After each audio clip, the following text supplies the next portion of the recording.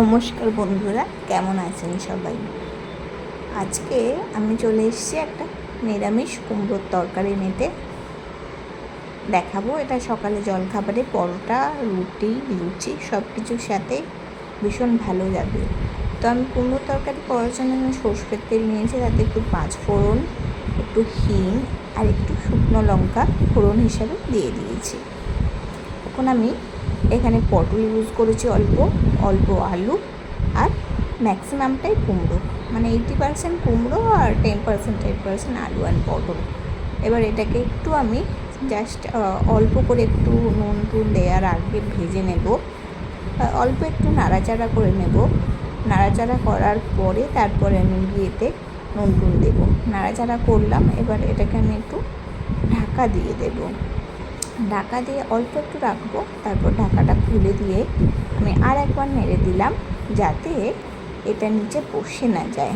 এবার কি করব, আমি এতে একটু নুন দিয়ে দেবো, পরিমাণ মতো যেরকম লাগবে নুন দিলাম। এবার আমি দেবো এতে হলুদ গুঁড়ো দেবো অল্প করে, আর আমি অল্প করে জিরে গুঁড়োও দিয়েছিলাম।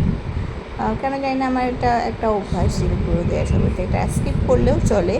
এবার এটাকে ভালো করে আমি মিক্স করে নেব। ইতিমধ্যে অল্প অল্প ভাজা ভাজা হয়ে গেছে। মিক্স করে নেওয়ার পরে গিয়ে আমি এটাকে আর একবার ঢাকা দিয়ে দেব 2 মিনিটের জন্য। 2 মিনিট পরে ফিরে এসেছি, মানে এটা 20-30% মতো একটু সেদ্ধও হয়ে গেছে ওই ভাপের মধ্যেই।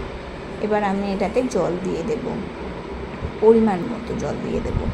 এবার আমি ভিডিও দেখে কনসেন্ট্রেট করতে গিয়ে একটু জলটা বেশি পড়ে গেছিলো। এবার এটা বেশ খানিকটা ফোটার পরে আমি এসেছি, প্রায় সেদ্ধ হয়েই গেছে এটা।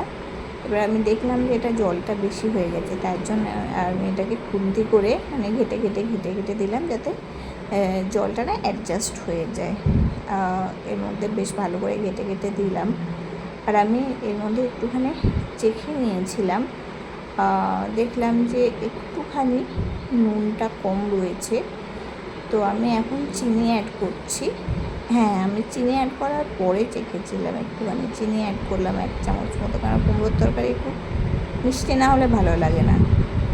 চিনি অ্যাড করার পরে আমি একটুখানি চেখে নিয়েছিলাম, তারপরে একটু নুন দিয়ে দিলাম, আর একটু যে নুনটা কম ছিল বলে।